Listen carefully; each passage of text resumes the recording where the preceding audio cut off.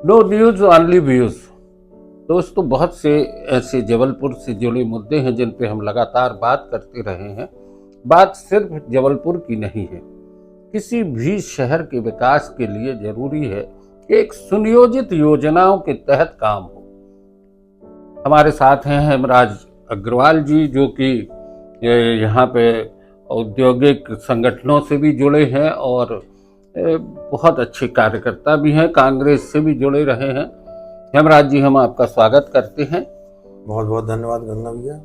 हेमराज जी, जो मुद्दा है कि जबलपुर में औद्योगिक विकास के लिए उद्योगों की संभावनाओं को देखते हुए प्रयास तो होते हैं लेकिन जमीन पे नहीं दिखती, आखिर वजह क्या है?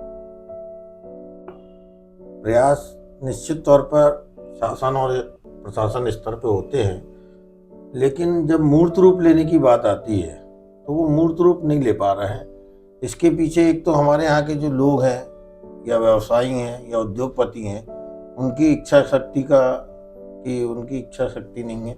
दूसरा, यहाँ जो शासन की तरफ से योजनाएं आ रही हैं उसमें सहयोगात्मक जो उनका रवैया रहना चाहिए वो नहीं रह पाता। आज जैसे आईटी क्लस्टर हमने बनाया जरूर है, लेकिन आईटी क्लस्टर में क्या परेशानियां जा रही हैं उद्योगपतियों को या वहाँ पे जो हमारे इन्वेस्टर आ रहे हैं उनको, उस पर कभी कोई चर्चा नहीं होती, उस पर कोई बात नहीं होती, या उनकी जो समस्याएं हैं उनको निराकरण करने का कभी कोई प्रयास नहीं होता। तो ये समझ में आता है कि ये एक दो कारण हैं।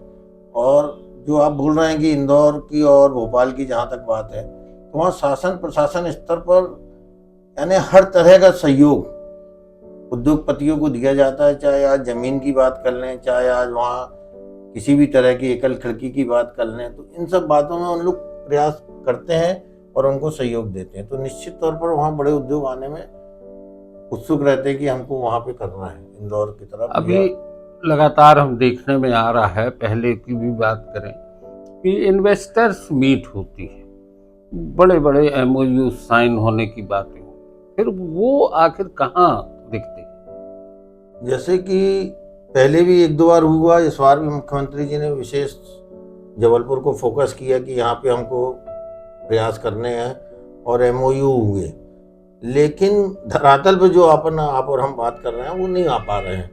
उसके लिए महाकौशल चैम्बर ऑफ कॉमर्स ने माननीय मुख्यमंत्री जी से और शासन से भी निवेदन किया है कि एक फॉलोअप जो हमारे एमओयू हुए हैं उनकी आज क्या स्थिति है, वो उद्योगों क्यों नहीं आ रहे हैं या उनको क्या चीज़ की चाहिए और हम उपलब्ध नहीं करा पा रहे हैं। इसके लिए एक फॉलोअप बैठक, यानी कि जो भी हमने एमओयू किए हैं और जिनने हमको ये आश्वासन दिया था कि हम जबलपुर में अपना उद्योग लगाएंगे या यहाँ इन्वेस्ट करेंगे, तो वो अब पीछे क्यों हो रहे हैं, प्रारंभ करने में इतनी देर क्यों कर रहे हैं।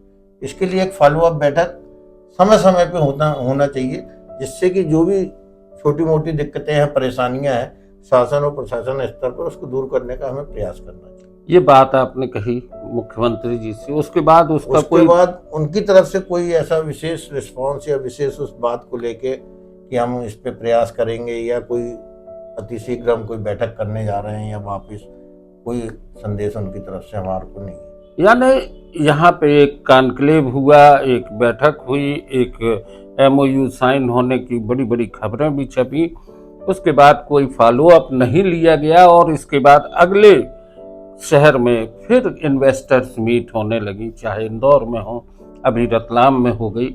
और इस तरीके से उद्योग को बढ़ावा देने की जो बातें हैं वो ज़मीन पे उतरने में कहीं ना कहीं कमी है। उसमें प्रशासन की और शासन स्तर की जो भी खामियां हैं उन पर अगर चर्चा नहीं होती है तो ये सिर्फ एक शगुफेबाजी हो सकती है कि हम औद्योगिक माहौल बना रहे हैं। माहौल किस बात का बन रहा है, उद्योग कहाँ जा रहे हैं, इन पर भी विचार करने की जरूरत है। हेमराज जी, एक और बात आती है, यहाँ पर नमकीन क्लस्टर के लिए बात आई थी। ये करीब 5-10 साल पहले की बात है। उस समय के तत्कालीन मध्य प्रदेश के उद्योग मंत्री और केंद्र सरकार के मंत्री, बहुत बड़ी संख्या में यहाँ पे एक समारोह हुआ था जिसमें ये कहा गया था कि कैलाश विजयवर्गीय भी उसमें उपस्थित थे, जो आज मंत्री भी हैं, पहले केंद्रीय मंत्री थे और अब जिस तरह से देखें तो मध्य प्रदेश में भी वो मंत्रालय संभाल रहे हैं, कैबिनेट मंत्री। क्या हुआ फिर वो नमकीन क्लस्टर? मिष्ठान एवं नमकीन क्लस्टर की जो योजना थी, और स्वाभाविक है कि मिष्ठान वालों ने उसमें बहुत अपना प्रयास भी किए और शासन स्तर पर उसको स्वीकृति भी मिली। लेकिन शासन की जो मैंने बताया कि सहयोगात्मक नीति नहीं है, उसके कारण कई चीज़ें होने के बावजूद भी मूर्त रूप नहीं ले पा रही। मिष्ठान क्लस्टर सैंक्शन हुआ, उसमें कॉमन फैसिलिटी सेंटर सैंक्शन हुआ, उसमें शासन की तरफ से हमको ज़मीन उपलब्ध करानी थी, निर्माण मिष्ठान संघ को करना था, और जो मशीनें थी वो केंद्र शासन से हमको उपलब्ध होनी थी। एक तो बहुत जद्दोजहद के बाद हमें ज़मीन उपलब्ध कराई, 3 एकड़ की जगह 3.25 एकड़। कहाँ पर? रिछाई में। तो रिछाई में 14 एकड़ ज़मीन हम लोग के लिए आरक्षित की गई थी। उस समय हमारे तत्कालीन जिलाध्यक्ष महोदय भरत यादव जी थे। फिर बीच में एक इंडो जर्मन टूल रूम की योजना आई, उनको जगह की आवश्यकता थी, तो जो हम लोग के लिए आरक्षित रखी थी, यानी 3 एकड़ तो इसके लिए थी, 11 एकड़ हमारे कॉमन फैसिलिटी सेंटर के अलावा जो हमारे यहाँ के जो व्यापारी भाई हैं उनको व्यक्तिगत जो अपने यूनिट लगाने थे उसके लिए आरक्षित थी।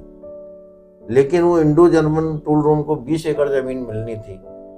तो ये हुआ कि भैया आपकी ये जो ज़मीन है इनको अभी दे देते हैं, हम आपको हम फिर उपलब्ध करा देंगे। तो हमने उनसे निवेदन किया कि सर आप अभी हमारी ज़मीन इनको दे देंगे, तो जब हमारा CFC सैंक्शन होके आएगा और उस समय हम अपनी यूनिट लगाएंगे तो उसके लिए जगह कहाँ है, यहाँ पे रिछाई में जगह नहीं है। तब उनका ये कहना था कि जो भारत सरकार को संचार मंत्रालय को दी हुई है ज़मीन, वो अब चूँकि वो बंद हो चुका है तो वहाँ से हम आपको लेके, मैं बोला सर ये बहुत दूर की कौड़ी है कि शासन से वापस लेना, उनसे NOC लो, फिर जमीन दो, बहुत सारी तो बहुत प्रक्रियाएं हैं। तो उनका ये था कि अरे अग्रवाल जी एक उपलब्धि शहर में आ रही है इंडो जर्मन टूल रूम, तो आप उसमें व्यवधान ना करें। हमने उनसे निवेदन किया कि सर हम उसका स्वागत करते हैं, अच्छी चीज़ें आए, लेकिन हमारी ज़मीन के अलावा उनको और कहीं दे दी जाए। लेकिन शासन की नीति थी, उनको दे दिया गया। 14-15 एकड़ जो उनने उस समय उपलब्ध थी उनको भी कम मिली, और 3 एकड़ हमारा CFC के लिए रोक दिया गया। आज CFC तो सैंक्शन है हमारी, उसकी वो भी आ गई, स्वीकृति भी आ गई, लेकिन जब हमारी यूनिट लगाने की वहाँ जगह नहीं है तो हम वहाँ पे कॉमन फैसिलिटी सेंटर डाल के करेंगे क्या? तो ये जो शासन की नीतियाँ हैं या जो सहयोगात्मक वो कार्य नहीं कर रहे हैं, उसके कारण कहीं ना कहीं प्रोजेक्ट कोई ना कोई कारण से अटक जाता है। दोस्तों, जबलपुर की खोबे की जलेबी और जबलपुर के नमकीन की जो एक उम्मीद थी कि एक क्लस्टर खड़ा होगा मिष्ठान का, नमकीन का, हम पूरे देश में, विश्व में अपने एक अलग पहचान के साथ यहाँ से अपना नाम रोशन करेंगे, उस उम्मीद पर कहीं न कहीं शासन, प्रशासन और खासकर यहाँ के औद्योगिक घरानों से जुड़े लोगों की कहीं न कहीं इच्छा शक्ति में कमी जो है वो इस शहर के विकास के लिए एक बड़ा संकट बनने जा रही है। संभावनाएं बहुत हैं, उम्मीदें बहुत हैं, सरकार कुछ करना चाहती है, लेकिन करने के लिए उसके पास जो एक योजना होना चाहिए, जिस तरीके से उस योजनाओं का फॉलो अप होना चाहिए, वो कहीं न कहीं कम है। हेमराज जी, अभी जिस तरह से स्थिति है, अब क्या लगता है कि जबलपुर में कभी क्या मिष्ठान क्लस्टर, नमकीन क्लस्टर खड़ा हो पाएगा? शासन अगर निश्चित तौर पर उसके इच्छा शक्ति होगी कि हम चाहते हैं, तो कहीं हमको इकट्ठे अगर 14 एकड़ ज़मीन वो उपलब्ध करा देंगे, और जो CFC का आज हमारा वहाँ प्रोजेक्ट सैंक्शन है उसको यहाँ पे ट्रांसफ़र कर देंगे, जहाँ पे भी इकट्ठे हमको 14 एकड़ देते हैं, तो फिर उसको नए सिरे से हमको प्रयास करके उसको हम मूर्त रूप देने में, यानी एक बार फिर नए सिरे से फिर काम होगा, फिर कुछ वर्ष लगेंगे, फिर सरकार बदलेगी, मुख्यमंत्री बदल जाएंगे, अधिकारियों का पूरा सिस्टम चेंज हो जाएगा और ये फाइलों में दौड़ती रहेंगी ये योजनाएं। हम नमकीन और जबलपुर की जलेबी का ख्वाब देखते रहेंगे।